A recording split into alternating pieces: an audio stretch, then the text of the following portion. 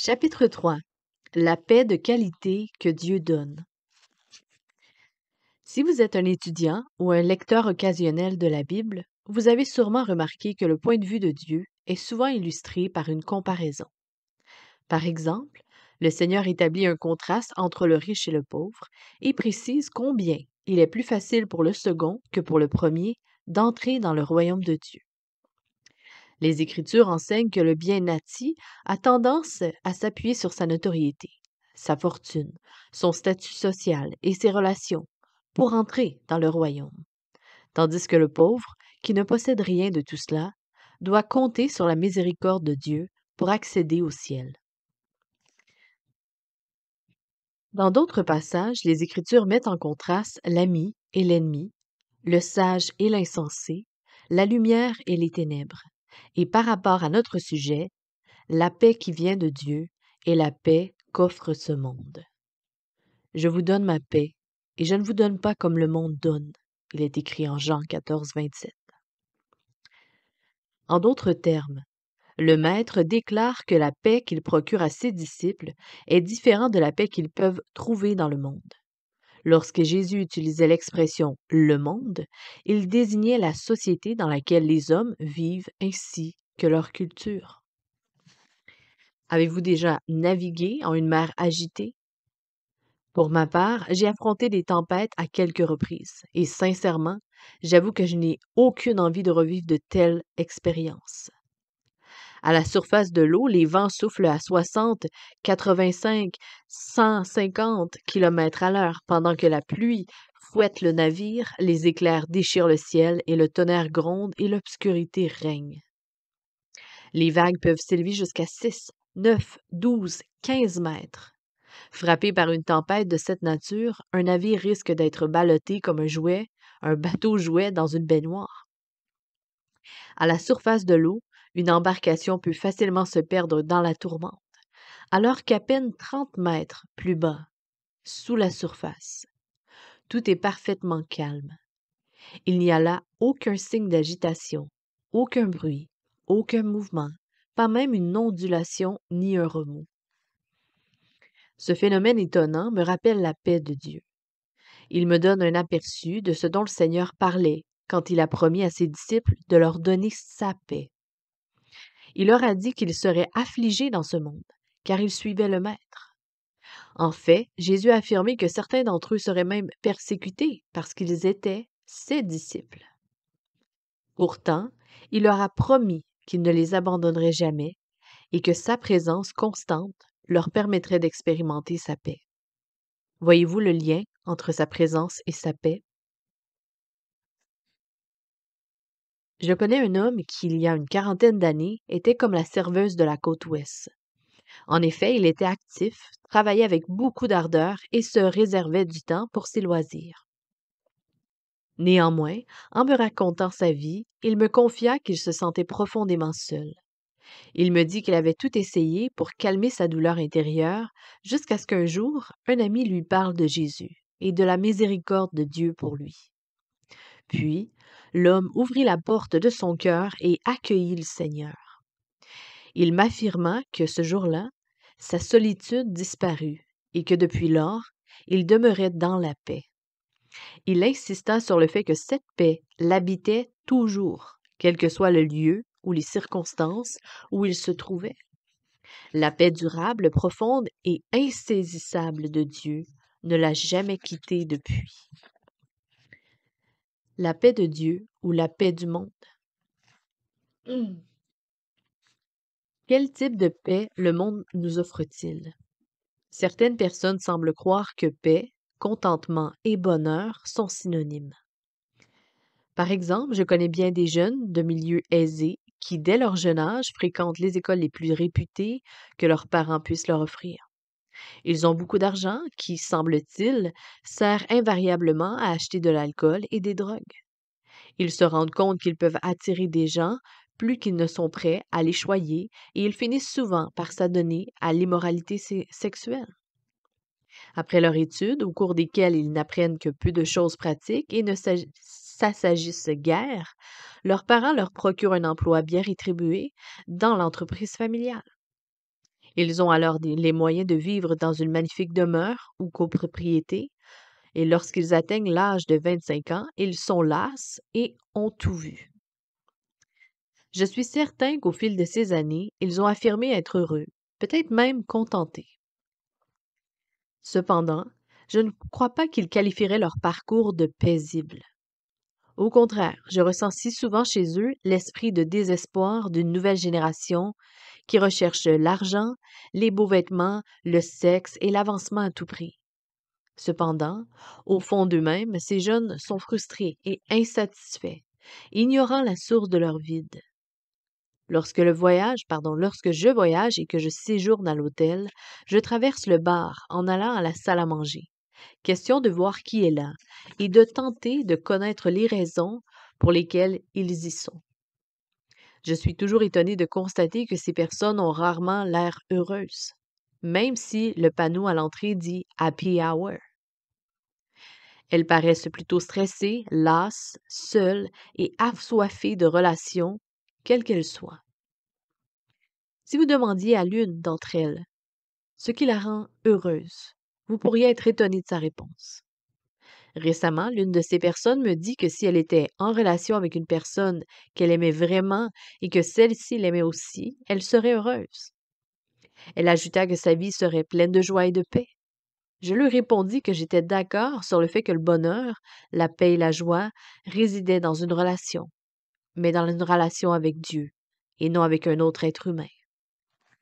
Aux yeux de certains, avoir l'occasion de magasiner dans un immense centre commercial d'une grande ville avec de l'argent plein les poches est un ingrédient de la recette du bonheur. Tandis que pour d'autres, il s'agit de la pire façon de passer une journée. Pour certaines personnes, marcher seul sur un sentier dans une région sauvage et montagneuse est un moment de joie, alors que d'autres y voient une expérience redoutable, difficile ou fatigante. Le bonheur et le contentement reposent entièrement sur la perception et les émotions propres à chacun. Rien ni personne ne peut rendre quelqu'un heureux ni le contenter. En effet, le bonheur et le contentement sont des états d'esprit qui proviennent de la perception que nous avons des autres et des circonstances, ainsi que de leur interrelation avec nous.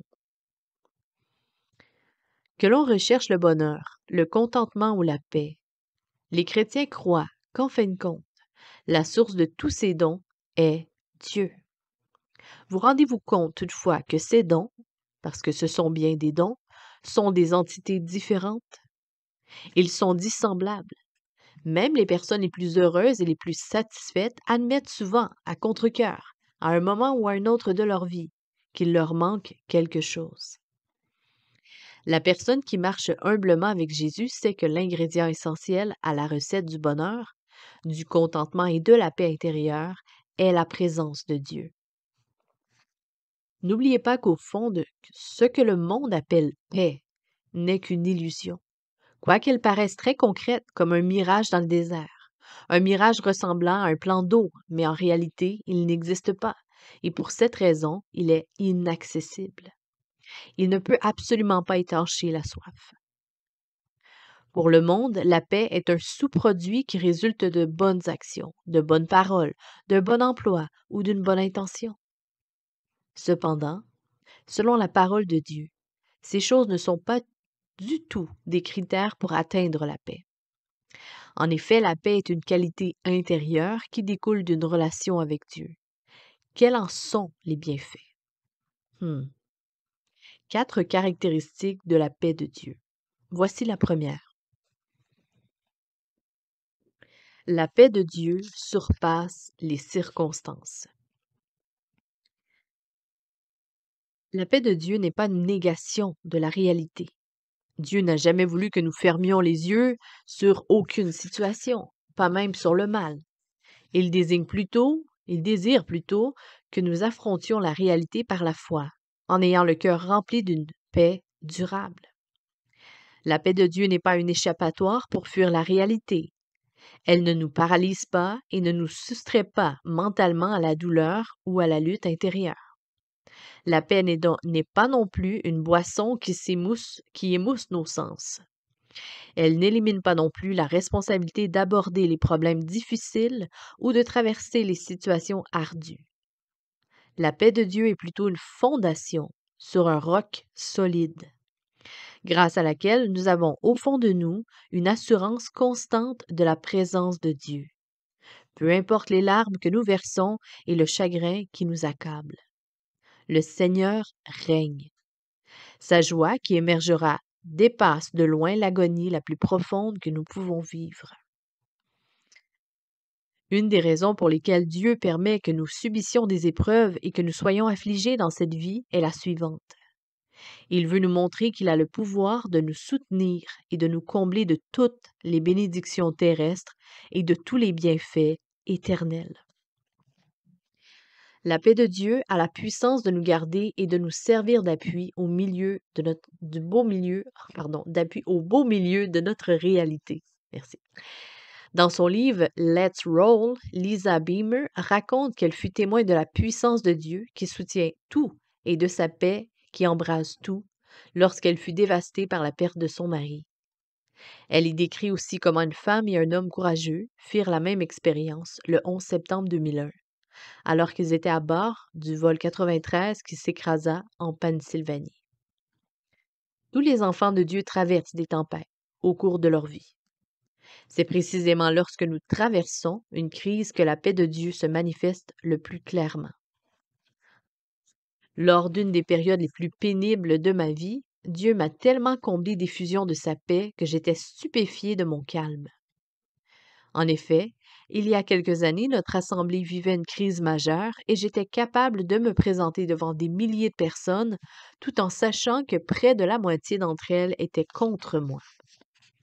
J'avais une telle sérénité et une telle confiance dans mon cœur que ce que les gens faisaient ou disaient ne m'importait pas du tout. Je savais sans l'ombre d'un doute que Dieu était avec moi et en moi, et qu'il me maintenait sur un nuage gonflé de sa paix et de sa présence. Je suis sortie de cette situation en avouant au Seigneur que j'avais du mal à saisir pourquoi je n'étais pas en colère. C'est un miracle. Je me sentais si calme. Et plus tard, en réfléchissant à cette expérience, j'ai compris pourquoi j'étais si tranquille. En effet, je pouvais l'être parce que je croyais que la puissance de Dieu en moi était plus grande que toute puissance qui pouvait s'opposer au plan et au but de Dieu pour ma vie. Un de mes passages favoris des Écritures est « Celui qui est en vous est plus grand que celui qui est dans le monde ». 1 Jean 4, verset 4. Il arrive souvent que la paix soit plus manifeste au sein des épreuves et des afflictions que dans la joie. Je n'ai aucune idée de ce que vous vivez en ce moment. Vous portez peut-être le deuil d'un être cher.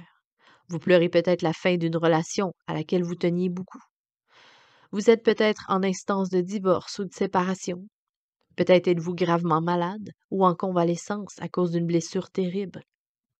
Vous avez peut-être perdu votre emploi, vos économies ou vos investissements. Votre douleur est peut-être si grande que vous ne pensez pas pouvoir y survivre. Vous êtes peut-être blessé ou rejeté si violemment que vous ne croyez pas être capable de le supporter. Peu importe ce que vous vivez, je vous en prie, rappelez-vous que Dieu est votre paix et mettez votre foi en lui. Numéro 2. La paix de Dieu surpasse l'entendement. Vers la fin de sa vie, l'apôtre Paul, homme de Dieu qui a rédigé la plupart des épîtres du Nouveau Testament, adressa une lettre à ses amis qui habitaient la ville de Philippe. Bien qu'en prison, Paul leur écrivit « La paix de Dieu qui surpasse toute intelligence gardera vos cœurs et vos pensées. » Vous pouvez continuer à les lire, Philippiens 4, verset 7. Autrement dit, nous ne pouvons pas toujours saisir la paix de Dieu, ni comprendre comment elle opère en nous. D'ailleurs, Dieu ne veut pas que nous la saisissions par l'entendement humain ou que nous l'expliquions de façon naturelle.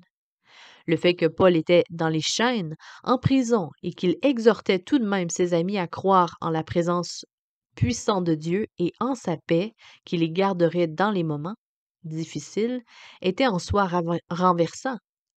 Pour un observateur objectif, la paix est la dernière émotion que aurait dû ressentir, en fait. Cependant, grâce à son expérience, le prisonnier savait de quoi il parlait. Il avait fait naufrage, il avait été lapidé et fouetté à plusieurs reprises. Il avait subi toutes ces souffrances parce qu'il suivait Jésus. Enfin, il connaissait une vérité fondamentale. La paix de Dieu, quoiqu'elle soit mystérieuse et impossible à comprendre rationnellement, aide quiconque à traverser tout moment de sa vie, dans les jours ordinaires comme au milieu de n'importe quelle épreuve. Dans la vie, il y a bien des choses qu'on ne comprend pas parfaitement. D'ailleurs, je suis très contente de ne pas devoir connaître le fonctionnement de ma voiture dans les moindres détails complexes pour la conduire. Aussi, je suis heureux de ne pas être contraint de connaître tous les procédés de fabrication de mes divers appareils ménagers pour être capable de les utiliser. L'action de la paix de Dieu en nous, elle est à notre disposition et elle agit en nous. Et elle est beaucoup plus grande que la compréhension que nous en avons. La paix que Dieu nous promet est un don incomparable. Numéro 3. Dieu donne sa paix à tous ses disciples. La paix est-elle donnée à quelques personnes seulement? Est-ce un trait de personnalité dont un groupe restreint d'individus hérite à la naissance? Est-elle au contraire disponible pour tous? La réponse à ces questions est bien claire. En effet, le plan de Dieu inclut tous ceux qui mettent leur confiance en lui et qui le suivent. Tous ne vivent pas dans un foyer paisible, ni dans un quartier multiethnique calme. Tous les croyants n'habitent pas dans un pays en paix, exempt de luttes sociales et de conflits politiques. Toutefois, la paix de Dieu est offerte à toute personne qui accepte Jésus comme son sauveur, qui se détourne de ses péchés et qui mène une vie d'obéissance à la parole de Dieu et au Saint-Esprit. Dieu promet la paix. Et comme je l'ai mentionné précédemment, ses promesses sont pour les hommes et les femmes de toutes les époques, de toutes les cultures, de toutes les nations et de toutes les générations. Dieu ne fait pas des promesses pour les annuler par la suite. Il n'offre pas un don sans le livrer. Sa promesse de paix s'adresse à vous. La Bible contient plus de 300 versets au sujet de la paix. De la première à la dernière page, la parole de Dieu révèle une vérité redondante. Dieu veut que vous soyez en paix avec lui, que par elle votre cœur soit en paix et que pour autant que cela dépende de vous, vous soyez en paix avec votre prochain. Numéro 4. La paix de Dieu a été conçue pour durer. Pour vous, la paix est-elle fugace? Semble-t-elle intermittente? Quelle est la dernière fois où vous avez ressenti une paix intérieure profonde? Combien de temps ce sentiment a-t-il duré? Pourquoi avez-vous perdu votre paix? Votre paix est-elle liée à un sommet spirituel ponctuel?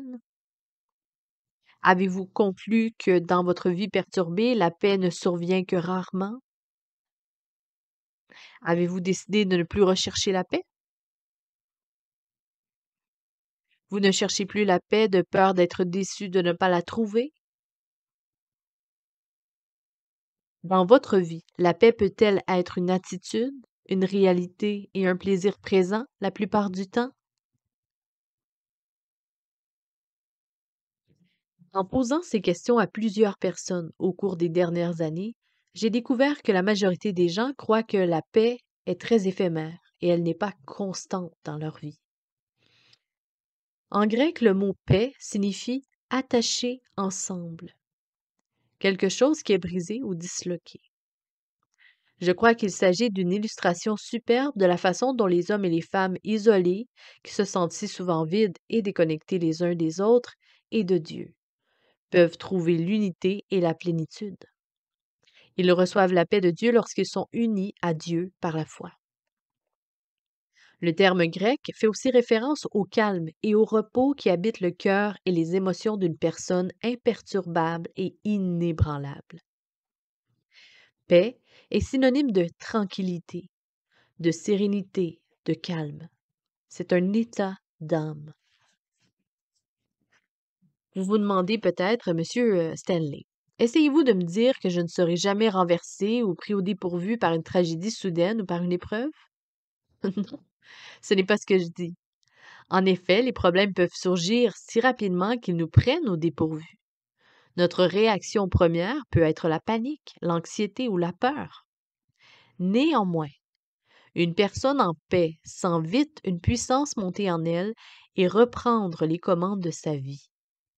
Cette puissance, c'est le Saint-Esprit lui-même qui s'adresse au cœur humain et le rassure en disant: Je suis là, rien ne m'échappe et rien ne surpasse ma force ou mon intelligence. Je suis avec toi, ne crains rien.